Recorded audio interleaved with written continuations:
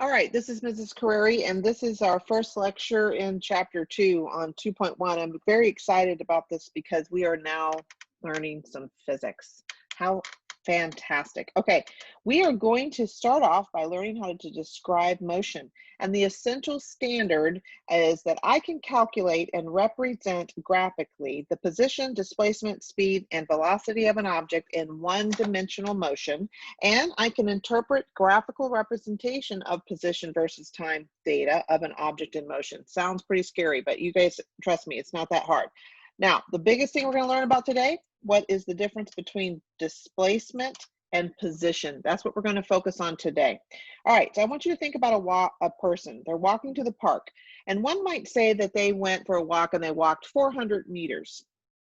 Oh, I said park, and then I talk about grocery store.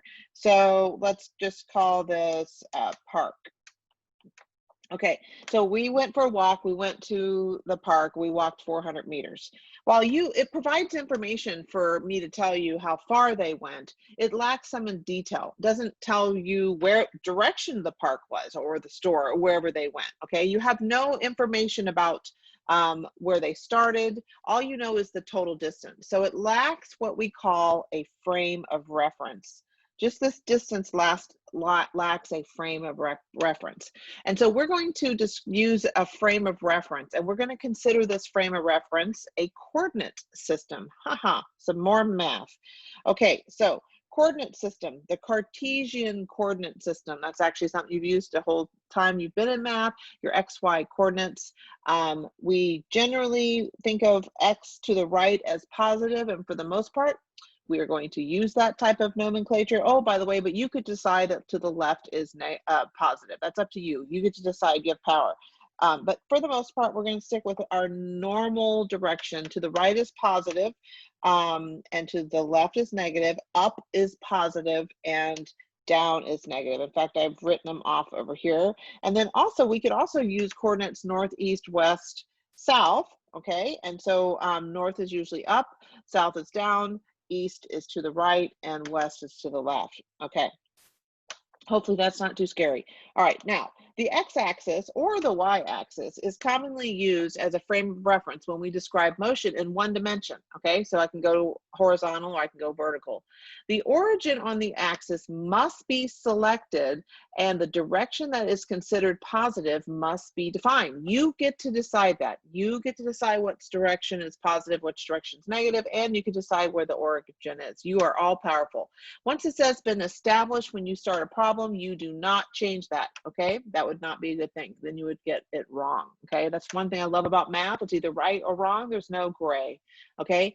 Now, let's reconsider the person that's walking that we talked about before. If I tell you, let's look at this picture here.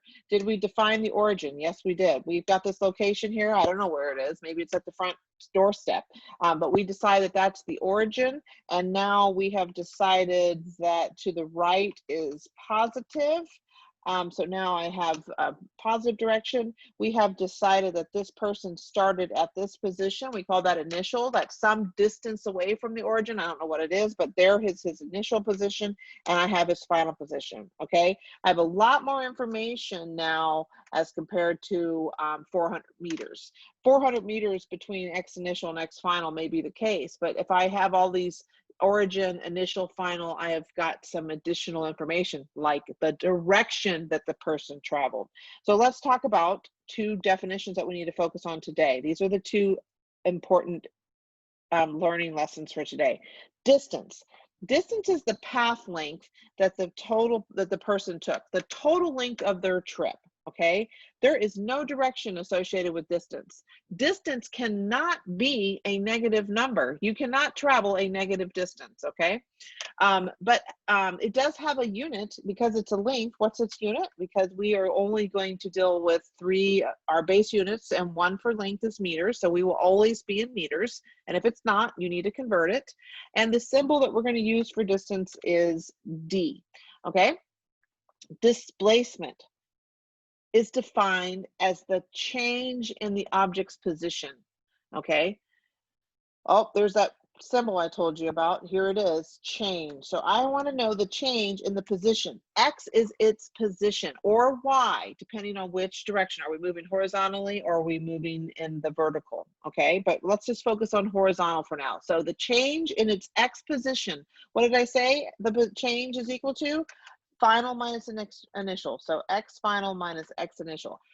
For your reference, I give all equations for you on your test, and you will have a summary sheet of your equation in your OneNote so you can kind of get a sense of what you're going to get. I recommend using those equation sheets when you do your homework, because then you know that you know how to use them, okay? All right. Displacement is a vector. It has both magnitude and direction. Okay, that is actually a definition of a vector. Vector has both magnitude and direction. If I told you I went to the store and my displacement was 5 meters to the let's say east, the magnitude of that value would be 5 meters and the direction would be east. So let's write that down for notes, 5 meters to the east. Okay, this is the magnitude and this is the direction. Okay, and so let's refresh. This is a new term. You probably have not worked with this before. Displacement, change in object's position. It is a vector. It has both magnitude and direction. And this is what it looks like in your book. Okay, and then I want you to go to your OneNote and see what my equation sheet looks like so you can have that around. Okay. This is normally, if we were in class, I'd have you walk around the class and I'd have you stand up in your desk. And I want you to imagine this. I want you to walk around. And if you were to walk around the class and head back to your desk, I would ask you what your distance is. You'd like, I don't know, but you had some distance. You took a trip. You took a trip around the classroom. You had some meters that you traveled, or feet, okay, that you walked around. And then I would ask you, what's your displacement? What's your final position relative to your initial position? Well, you're at the desk that you started at. Your displacement in that case is 0. So displacement and distance are not the same thing. Okay, so here's another example. I have a starting point and a finishing point, and the path length is the distance, but displacement is the straight line path. Okay, there's no ability for, it's the shortest path between the start and the finish. That's what displacement is. Okay, all right, let's do some examples and we're done for the day, and then you have some homework as well, but here we go.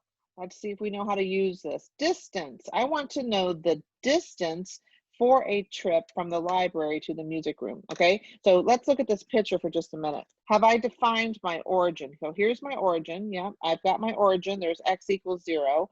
And although it's not here, I'm going to call the to the right positive. All right. And so I'm going to go from the library. I'm going to start from the library and go all the way to the music room. And so I want distance. So I know that from the library to the physics room is 5, and then I have to add another 3 meters, and then I have another 6 meters, and that equals 14 meters. Now, I certainly didn't need to have to individually spread the break those little distances up between the different classrooms, because you're probably smart enough to realize that the music room is 14 meters away, but I did it for the purpose of understanding what we're doing. Okay, displacement from the trip. All right, what's the definition of displacement? It's the change in position. X represents the position. What is the change? It's the final minus the initial. What is my final location? Well, they told me my final location was a music room. Well, where is that relative to the origin?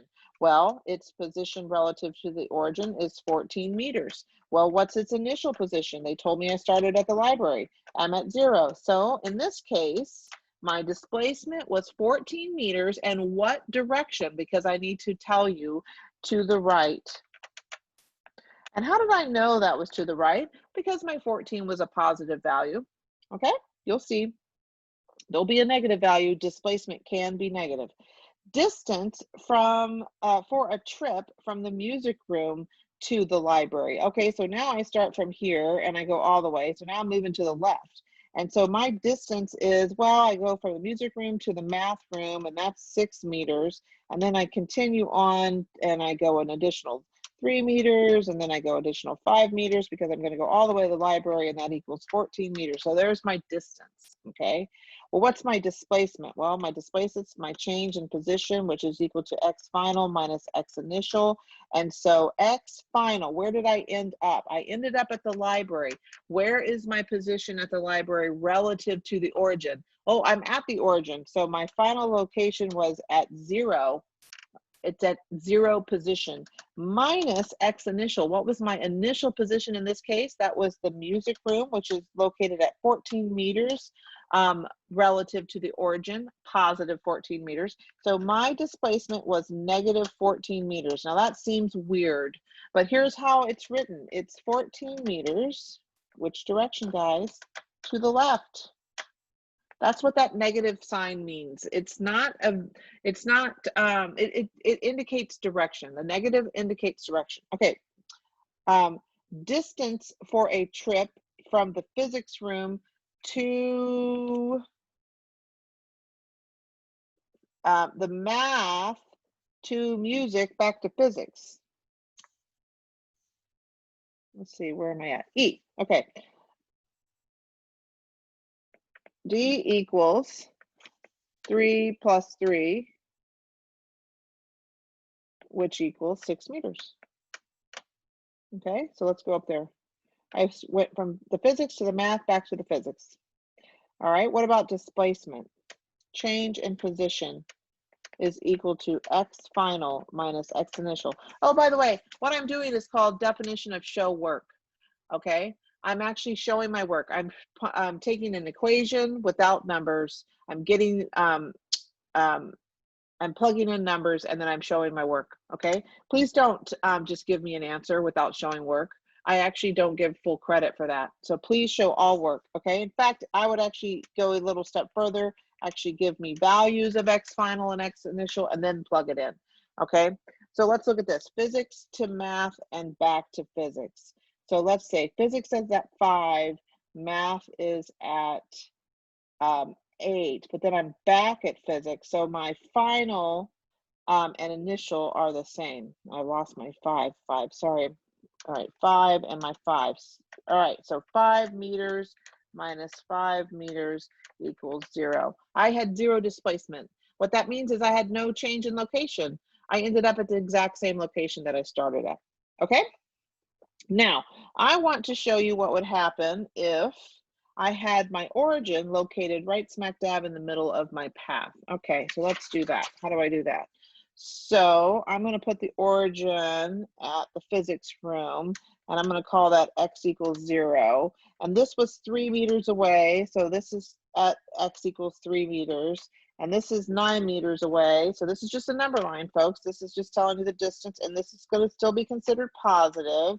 And then I'm going to move this way. And this was the library in the physics room was 5 meters. So what's the location of the library if the origin is now at physics classroom? Well, that'll be negative 5 meters. Does that mean that it's okay, wait, it just means it's 5 meters to the left of the physics room or the origin, okay? And so I want to tell you that all answers in the previous problems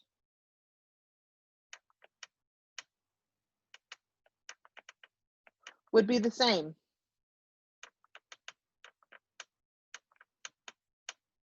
It doesn't matter where you actually pick your origin, as long as you keep it the same the entire time you're doing the problem, you will still get the exact same values for distance and displacement as we did in the previous problems.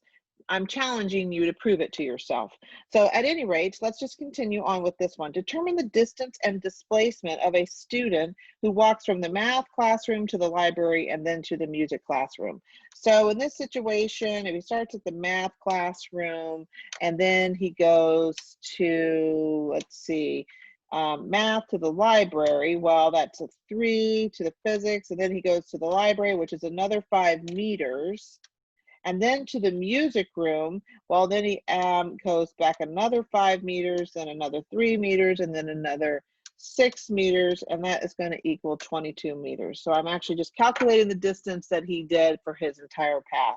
Well, what was his displacement. Well, x final minus x initial. What was his final displacement? It was 9 meters. What was his initial displacement? He started where? He started from the math, so that was 3 meters. And so that equals 9 meters minus 3 meters, which equals 6 meters. So his displacement was 6 meters to the right. That's where he ended up. Okay. All right. That is concludes my lecture for the day. I hope you guys have a great day.